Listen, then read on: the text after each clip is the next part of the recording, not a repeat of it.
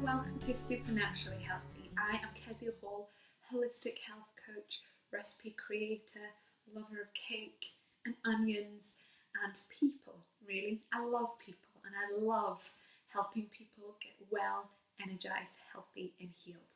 And today what I'm going to talk to you about in this little video is really just more about my journey in getting supernaturally healthy, in how did I lose weight and keep it off?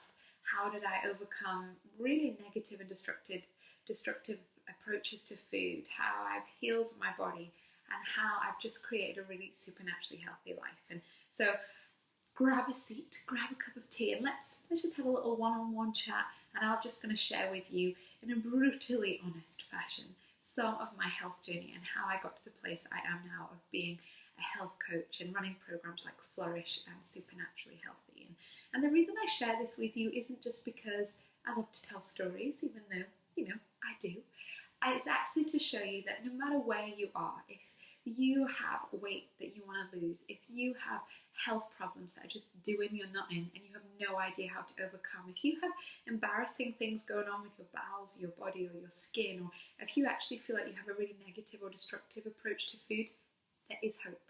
You can be healthy, you can be well, and you can create an incredibly healthy, vibrant, supernaturally healthy life. You really, really can, and that's why I became a health coach. I realised that if I can do it, if me, someone who grew up eating deep fried food and eating Bounty bars every day, and who ate Mars bars ice cream like they were apples, and who had chronic diarrhoea and spent ages on the toilet, and yes, as an adult, crapped their pants because their health issues and diarrhea was just so bad. If I can do it, then you can, completely. So if we rewind a bit, as a child, I was always sick.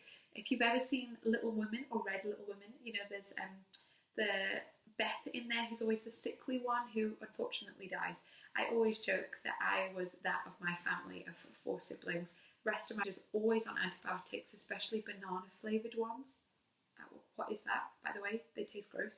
I was at hospital for stomach issues. I didn't know what the problem was, had glandular fever, yada, yada, yada. And all these health issues really just escalated right up into adulthood, my IBS. I was diagnosed with IBS. They didn't know what else to diagnose me with. Even though I had bleeding and hemorrhoids and chronic diarrhea. I was on the toilet probably up to about 8 times a day. Really bad bloating, pain, all that, unnice and unsightly, embarrassing sort of stuff. Periods all over the place, really painful as well. And along with that, as a teenager, I was fat as a child. I was about 2.5 stone overweight, and I was bullied for that. So I was very aware of my size and that impact on my relationships and world around me. So I think the first diet I went on, I was maybe about 12 years old, just quite young to be aware of dieting and all that sort of stuff. And everyone told me that excess weight was just puppy fat, but I hit puberty quite early, and by the time I was 12 or 13, I was still 2.5 stone overweight and the same height and size that I am now, and I knew that actually this was the way, because of the way I was eating, not just some sort of puppy fat that was hopefully going to magically melt away. And along with that came just a whole lot of really negative and destructive approaches to eating. I tried to make myself sick. I was obsessed with food and what people thought of me. I would not eat my lunch at school in front of people sometimes because of fear of what they would think of, she shouldn't be eating that, she's too fat, or, what is she eating? No wonder she's the size she is. All of those different thoughts that now I know are common to lots of us. And it was only really as an adult, when I was having more counselling about my approaches towards eating, that I realised that was really the start of a really negative and eating disordered approach to food, and a lot of guilt and a lot of shame wrapped up there. Roll on to university years. Health problems just increasing, always on the toilet, always carried pants around with me in my bag in case of an accident or in case there wasn't a loo. Every outing I did, I planned around toilet stops so that I would know, no disasters are going to happen.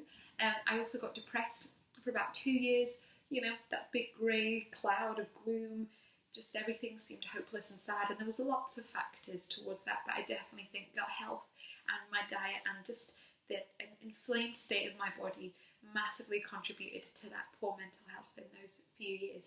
I also travelled, as you do as a student, went to places like India, Mexico, and also when you travel you also get sick a lot, so that meant more antibiotics, more hospital trips, more of all the nice stuff. So that's a little bit of the background of, yes, I was overweight. Yes, I also had mental health issues and depression and anxiety, like no end, didn't want to leave the house. I also had a whole host of gut health problems, diarrhoea, bowel issues, pain, all that sort of stuff, as well as really, really negative and destructive approaches towards food and eating. That's sort of my foundation. That's all the different things that I've sort of have tackled. And so, and what I just want to talk about now is just how I moved through that. And one thing that's really important is all of these things didn't change overnight. It was all part of a process. And I've been living this supernaturally healthy life now for about 10 or 12 years, and it's been a real process of making one change after another, of learning to listen to my body, of learning to ignore all the diet chat, the calorie chat, the you should be this size kind of messages that are out there. I don't ever look at calories. I don't count anything. I listen to my body. And that's one of the key things that I learned to do, but that does take time.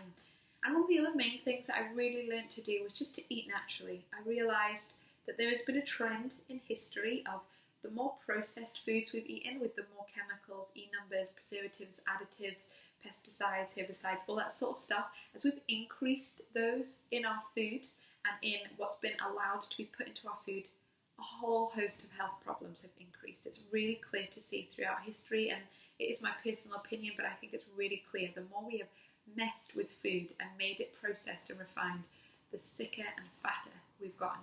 So I've simply learned to just eat natural food, to go with unprocessed things, to ditch refined sugars, refined carbohydrates, glutens, and all wheat and all the really processed stuff, and actually just learn to really cultivate a natural approach to nutrition as well. And that just has taken me time. I didn't ditch gluten and sugar all in one day. I took steps over years and feel so much better for it now. Another really important thing is this isn't just about food either.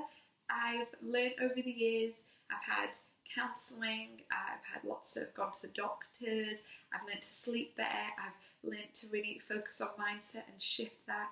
I've grown a really, really strong spiritual connection with God, which massively impacts everything. This isn't just about what you eat, this is about your whole life. And so often we want a quick fix, lose a stone in a day, or heal your gut in 24 hours. We want this quick fix, but actually it's part of a process, and there's loads of things that contribute to creating a really healthy, vibrant, energized, fabulous life. That's a little bit about my journey with you. I could talk for hours about this, and I often do with my health coaching clients, but this is really the foundation and the history that Supernaturally Healthy comes from. This isn't, I have been unwell, I've been overweight, I've been obsessed with food in the wrong respect, and had shame and fear in my relationship to food. And actually there is a way forward. You can listen to your body, you can be healthy, you can overcome obstacles, you can lose weight and keep it off, and you can still enjoy food. And just know, if you're facing any of these problems, if you have digestive issues, if you're overweight, whatever it is, you can make a difference. If I can, then you completely can, like that. So thank you so much for joining me, and I will see you soon. Bye.